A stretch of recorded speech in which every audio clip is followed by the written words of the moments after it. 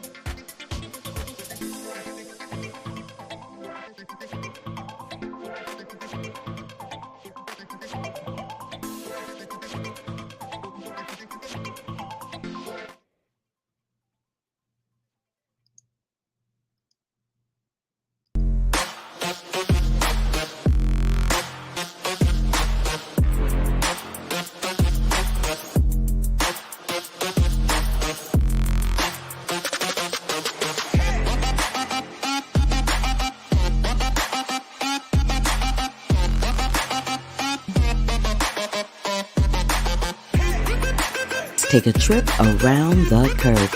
The epic and highly anticipated Michael Jackson biopic, produced by Graham King and directed by Antoine Fuqua, starring his nephew Jafar Jackson, is set for a Lionsgate release in April 2025. Lisa Marie Presley's memoir is to be published posthumously by Random House in collaboration with her daughter, Riley Keough. Gene Wilder's biopic gets a U.S. release. IAG signs Coda Oscar winner Troy Kotsur. Jenny Slate is set for a February launch for her Prime Video comedy special, Seasoned Professional. Alicia Vikander joins Cate Blanchett in rumors as Guy Madankami lands at Bleecker Street. Oscar nominee Stephanie Hsu is set to star in the Peacock comedy series Lay from Nahnatchka Khan and Sally Bradford McKenna. Blumhouse and James Wan's Atomic Monster, two companies working in horror, have completed their long-awaited merger. Marvel's Thunderbolts loses Steven Yeun. The anti-hero team-up film starring Florence Pugh, David Harbour, and Julie Louis-Dreyfus is scheduled for a July 2025 release. Morris Chestnut is set to star in Watson as Arthur Conan Doyle-inspired drama gets a CBS series order. Mike the Situation Sorrentino hosts Statute of Limitations, a new true crime series premieres on February 1st. Skydance Ted Melfi teams for screen adaptation of John Flanagan's Ranger's Apprentice young adult novels. Gerard Butler reprises his role in Universal's live-action adaptation, How to Train Your Dragon. Priscilla star Jacob Elordi is set to play Frankenstein in Guillermo del Toro's adaptation of the classic tale for Netflix. Purple Rain forecast for Broadway and stage adaptation by appropriate playwright Brandon Jacob Jenkins. The Ashford is set to headline Happy Face for Paramount Plus, and Orion Pictures Hedda adds Imogen Poots and 5 others. Government blocks women of color joining Channel 4 board amid diversity row. Disney's All Star launches official trailer for remake of ABC's Revenge and rounds out cast. The cast is announced for the West Coast premiere of the Broadway production Fat Ham at the Geffen Playhouse, featuring Nikki Crawford, Chris Herbie Holland, Billy Eugene Jones, Adriana Mitchell, Marcel Spears, Benja K. Thomas, and Matthew Elijah Webb. Don Lemon is returning to the media landscape with a new media company and show on X, aka Twitter. Priscilla will be available February 13th on Blu-ray, DVD, and digital. The Last of Us, Caitlin Dever star, is cast as Abby in season 2 of the HBO series. Jon Favreau is set to direct the Mandalorian and Grogu film. Production is to start this year. Ashoka Season 2 is officially in the works with creator Dave Filoni. Strike has finally impacted Hollywood in terms of employment. NBC News lays off dozens of staffers, and the job cuts will impact fewer than 100 employees across the network's divisions. Gersh acquires A3 Artist Agency Digital and Alternative Divisions. Prime Video, Amazon Studio layoff effects are to affect several hundred workers, SVP Mike Hopkins tells staff. Twitch confirms layoffs of 500 staffers in sync with Amazon Studios and Prime Video cuts. KCRW cuts staffers and ends Greater LA show after 5 years. Hallmark Media layoffs. The company cuts executive jobs to strengthen their focus. And Pixar underwent layoffs after completion of several productions. Employees were informed last year that after Inside Out and Elio were completed, staff would be cut. Rosie Perez is set to star opposite Billy Crystal in the Apple Limited series Before. Top Gun 3 is in the works at Paramount following Tom Cruise's Warner Brothers pact. Zachary Levi checks into Guy Moshi's action thriller Hotel Tehran. Ghostbusters Frozen Empire's release date pushed forward by Sony. Tina Fey is set to headline the 4 seasons comedy series for Netflix that she co-created with 30 Rock alums. Dennis Leary and O.T. Fagbenle boards Netflix's Ray Romano-led No Good Deed. Amazon MGM Studios signs an exclusive first-look deal with director Nneka Onorora, who also did Look Out for the Big Girls for Lizzo. SAG-AFTRA signs a deal with Replica Studios for AI voice usage. The agreement comes just months after the strike. New York International Children's Festival is honoring Academy Award-nominated actress, activist, and longtime NYICFF juror Uma Thurman. Amanda Knox Limited Series is headed to Hulu. Lucas Gage boards the Smile sequel, and Warner Brothers pulls Mickey 17 from release, bumps up Godzilla x Kong, The New Empire. Gilded Age star Carrie Coon joins Season 3 of the HBO series The White Lotus. BBC is developing a drama series on Bible John, one of Britain's most notorious unidentified serial killers. Thomas Anderson and Warner Brothers set Leonardo DiCaprio, Sean Penn, and Regina Hall in an untitled film that gets underway on January 21st. Sanaa Lathan is set to star in an EP drama series Miss Cleo about the infamous psychic from Legendary Entertainment and Sharon Hall. Netflix lands Lena Dunham's spy drama Covers from Creative Engine and 5th season. Seth Rogen, Evan Goldberg, and James Weaver's Point Grey Pictures signs a first-look deal with Universal. Selena Gomez is set to portray Linda Ronstadt in an upcoming biopic. Blake Lively, Justin Baldoni movie Colleen Hoover's It Ends With Us heads to summer. Paramount expands Star Trek universe with new film Andor's Toby Haynes, top to direct with Seth Grahame-Smith writing. Florida Snowflakes comedy pilot from Ben Cronengold, Rebecca Shaw, Corey Dornetto, and Nick Kroll. Rutherford Falls duo Sierra Tella Ornelas and Jana Schmelding develop a multi-cam comedy Bonnie. The Iron Claw breakout star Stanley Simons signs with Gersh. David Gordon Green exits the Exorcist sequel, and the search is on for a new director. John Krasinski and Natalie Portman are set to star in Guy Ritchie's next film, Fountain of Youth, for Apple and Skydance. In award news, in a shocker, 32 Sounds takes the top documentary award at Cinema Eye Honors. The 15th annual TCM Classic Film Festival is pleased to announce the 2024 Robert Osborne Award will be presented to film historian, author, and Professor Janine Basinger, as well as recognize the work of Academy Award-winning makeup artist Lois Burwell and the iconic Billy D. Williams. The Annie Award nominations dropped this week. Nimona is Looking Down on the Boy and the Heron, and Across the Spider-Verse leads the film field. Malcolm Gladwell is set to receive On Air Fest 2024 Audio Vanguard Award. The journalist and best-selling author will be interviewed by Pushkin Industries CEO Greta Cohn. Nominations for the 30th annual SAG Awards were announced, with Barbie and Oppenheimer mirroring their big summer box office success. Barbie and Oppenheimer have carried that over to the Art Directors Guild nominations, getting nominations there along with John Wick and more. Mary J. Blige is set to receive the Entertainment Icon Award at the 2024 Urban One Honors. The 265 of the 321 Oscar qualifying films this year are eligible for Best Picture. Dumb Money, Taylor Swift Eras Tour, and Ant-Man and the Wasp are not among those in the running. At the Creative Arts Emmys, Carol Burnett's 90 Years of Laughter and Still a Michael J. Fox movie took home awards, along with Keke Palmer and RuPaul making history. CA's Astras honored Marshall Weinbaum and 8 other honorary awards. GA dropped its nominations, and Greta Gerwig snapped one after nominating no women last year. On The Curvy Critic with Carla Renata, we'll be talking about Mean Girls. Plus, I'm going to tell you all about Jason Statham in that fantabulous film, The Beekeeper. And I have Origins director Ava Duvernay and star John Bernthal. Plus, I'm going to talk all about how to catch me on the Emmys Monday night at Fox 11 LA, coming up on The Curvy Critic right now. Hold up. Wait a minute. This is Carla Renata, a.k.a. The Curvy Critic, and I shoot straight from the hip. Yeah, you know I'm always shooting straight from the hip. Let's take a trip around the curve. Good morning, everyone. Good morning. Good morning. It's Critics' Choice Awards Day. I got my little sparkles on to be in the spirit of everything. I know this is super early for me, and I usually don't do this, but I'm trying to get it out of the way. I have a really busy day today, and I won't be able to do it at 5 o'clock in the evening today like I normally do. So let's get right on into it. You have tuned into The Curvy Critic with Carla Renata. I'm your host, Carla Renata. If you don't know, now you know. Give me a big thumbs up if you are on the YouTube, if you are watching this via LinkedIn or Facebook or Twitter. Holla at your girl, subscribe to the channel, because you never know who you might see. As I said in the intro, I have reviews for The Beekeeper and Mean Girls, and I have interviews with director Ava DuVernay and John Bernthal from the hit film Origin. So let's get right into it. I usually talk about what I did the week before, and here we go. So, as you know, I have an infinite love for Turner Classic Movies. That is a photograph from me when I was a TCM backlot member and a program that they no longer have.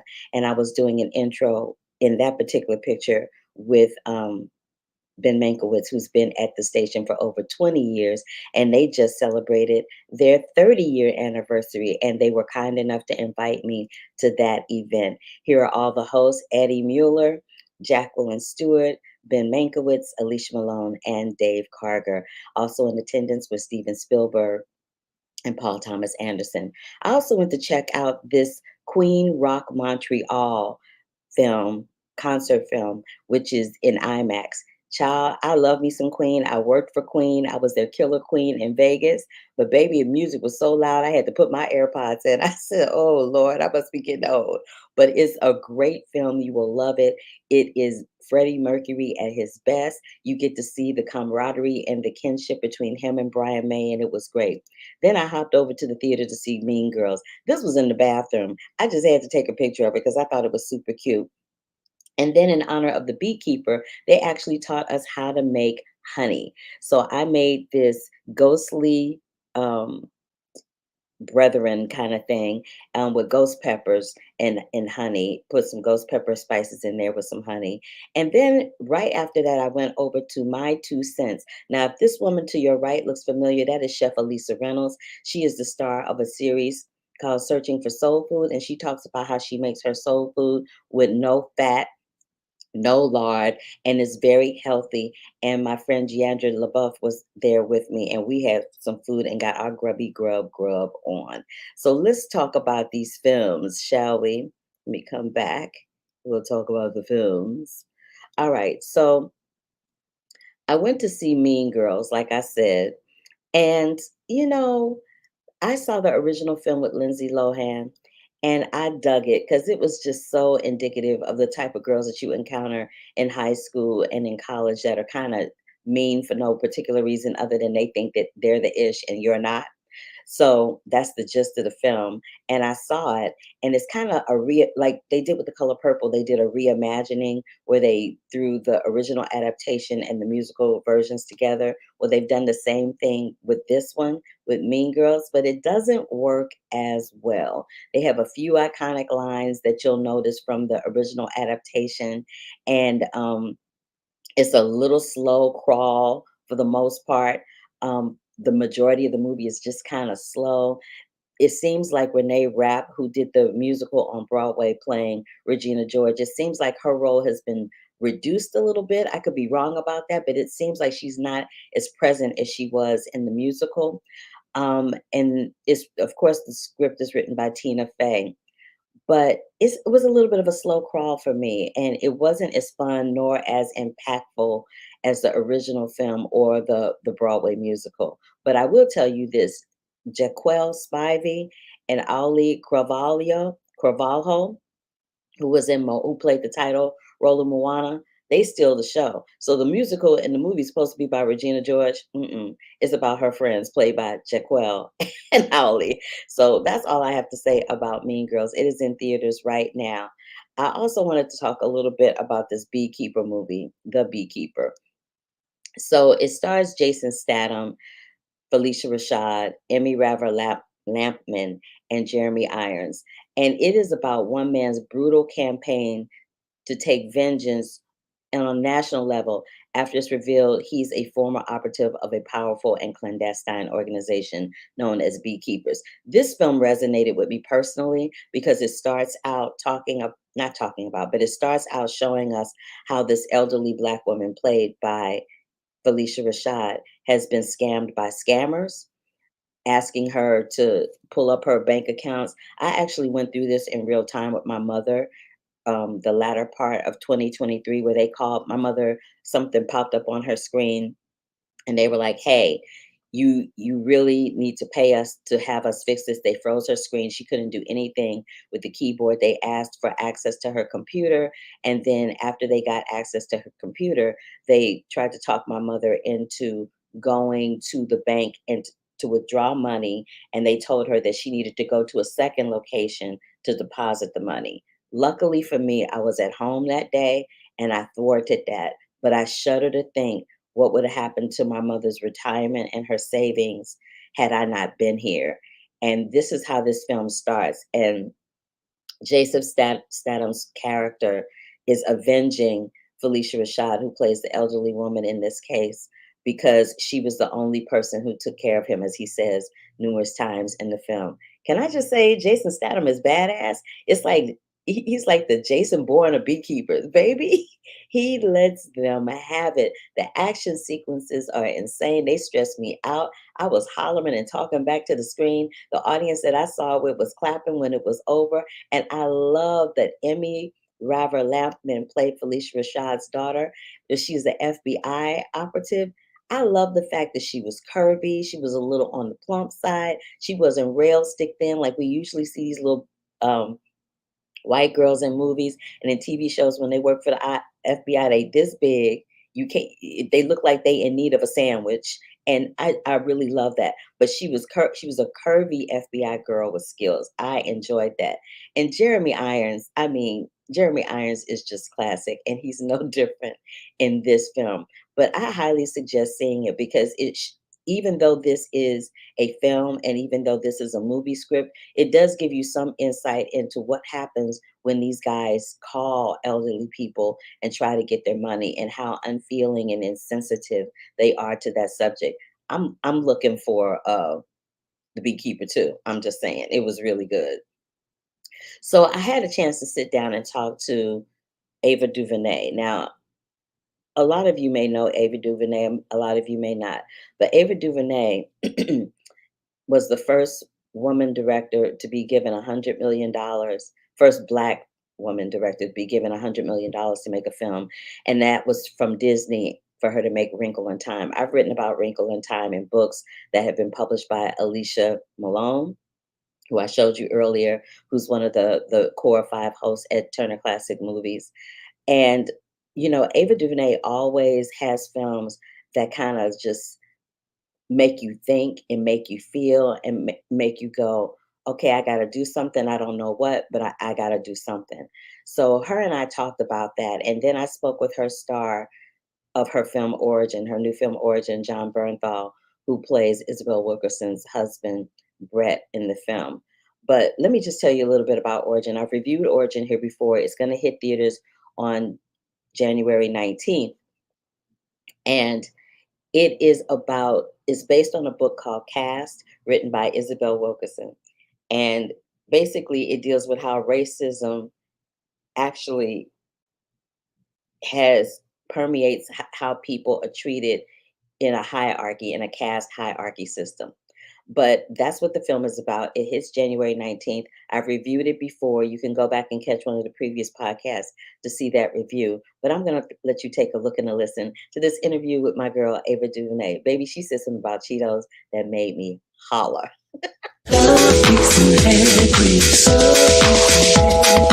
Yeah, you know, moving shooting straight from the hip.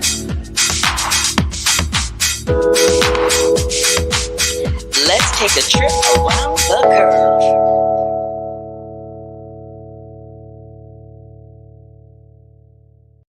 How did Caste come into your orbit?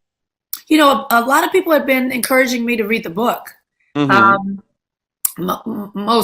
Most pressingly, Oprah Winfrey. You know, she really loves books, and so her and several other people were reading it. And this was during the pandemic, and it was also shortly after the murder of George Floyd. And I just wasn't really in a reading mood. But eventually, a few months later, I picked it up, and I was really captivated by it. The ideas, I didn't really understand them all. I'm not sure I agreed with them all, so I read it again. And then I read it again, and by the time I read it the third time, I felt like it could be a film, and I'd had the idea to follow the woman as she writes the book so that we can explore her own investigation and her process and learn as she learns. I just wanted to know, do you feel like you have a responsibility to educate via cinema for those in our orbit that may be ignorant or ill-informed concerning the history of Black people in America? It's less about feeling like there's a weight or I have to educate. I'm often celebrating our triumphs. That's what when they see us is. It's like, look at what these men and their families overcame.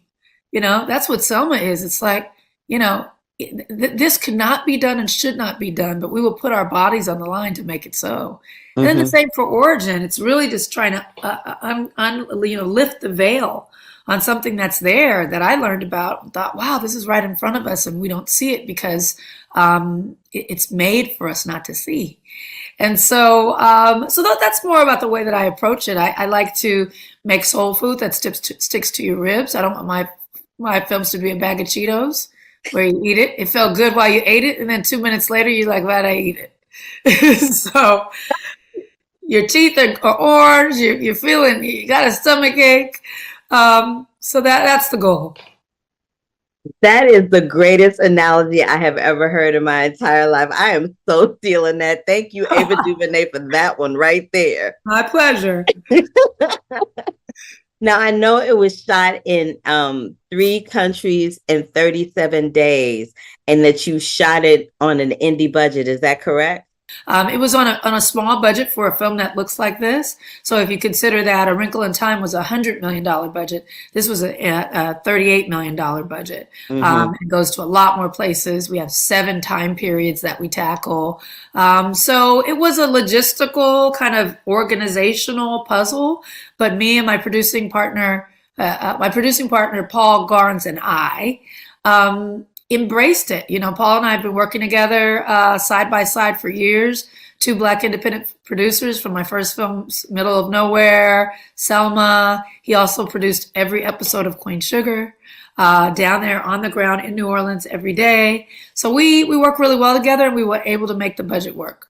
Black people in Germany have a history, as do Jewish people in Germany. So what did that look like when you went up in Germany and you were like, so, hey? Right. Well, I think it's really important that people, one of the things that the film does is it places African Americans in Germany. So there were, we traveled the world. We created the world. The reason why everyone is in these different places is because we moved around. And so the fact that at the top of the war there were Black people in Germany, we actually showed 2 Black scholars, Alice and Elizabeth Davis, who were studying in Berlin at the time of the very rise of Hitler and the ascent of Nazism. And so we track what happened to them. Anyone that wasn't quote unquote Aryan and in perfect status in terms of their physical ability and many other kind of ideal Aryan qualities were considered at risk. And so these Black professors had to hustle out of Germany really quickly. And we show that connection, as well as the connection between how Nazi Germany, the Nazis, really got a lot of their ideas in terms of how to subjugate Jewish people from the United States. So that's one of the things that we show in the film that surprises many people, but it's history we should know. I saw that in the film, and I was like, I didn't know that either. And I was rather flabbergasted by that fact myself. Thank you for pointing that out. We're dealing with a time in America. Your films always come at a time in America where we're dealing with some mess here. Always. You know what though, Carla? I'm going to say, I always hear that, but you know what? We're always dealing with some mess here. So I could drop a film at any time and it's going to land on some mess. You're not wrong, but you're not wrong. But this particular time, though, you dropped this one right as we are in the process of a major influx of burning books here in America. Yeah.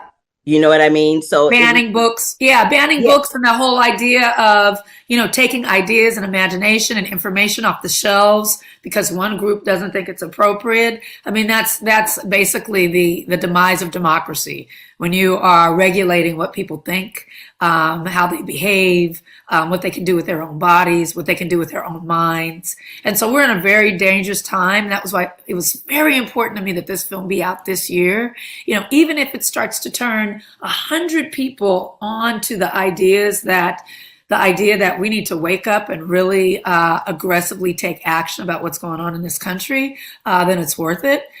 We've got to move this film around so that we can really protect ourselves with knowledge, with information, with new ideas, with new language to take care of ourselves.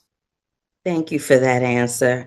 I just want to switch it up a little bit and talk to you about collaborating with one of my favorite composers, Chris Bowers. How Yes. do you guys get together and discuss your projects and what kind of thematic sound you'd like for whatever project it is, specifically with Origin? Yes. Well, Chris Bowers is a genius. We'll be hearing about him for many, many, many, many, many, many years. He'll be a Absolutely. household name, especially for Black people, very, very soon. He is a tender heart, a wonderful person, and just a brilliant mind. I love working with him. This is our third collaboration, maybe fourth collaboration. And so it's very intuitive. It's very organic. It's very brother and sisterly, familial. And we find our way through without a lot of pomp and circumstance. We feel our way through the music building, and it's a pleasure and an honor to work with them. Ava, Origin was such a moving piece for me personally. It was educational for me personally. You know what a fan I am of your work. I champion everything you do all the time. There's even books of me writing about Wrinkle in Time. So I really, from the bottom of my heart, want to take this opportunity toward the end of the interview to thank you for your time. Thank you for your artistry. And thank you for always making people think whether they want to or not. Thank you, Carla. Thanks for always supporting me and cheering me on. Bless you. Right back at you. Thank you. Thanks, sis. Thank you. Take care. You too. Bye-bye. Bye-bye.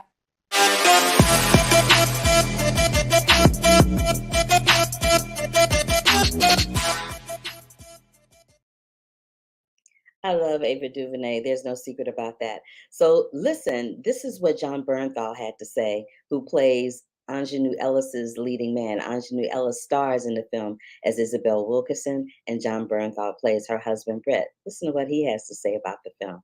I enjoyed your performance in Cast, and I was noticing that a lot of your roles are not, don't necessarily give you the opportunity to be in a romantic relationship. And I enjoyed that for you. How were you feeling about that? Not, being someplace where you were getting your nose broken 14 times.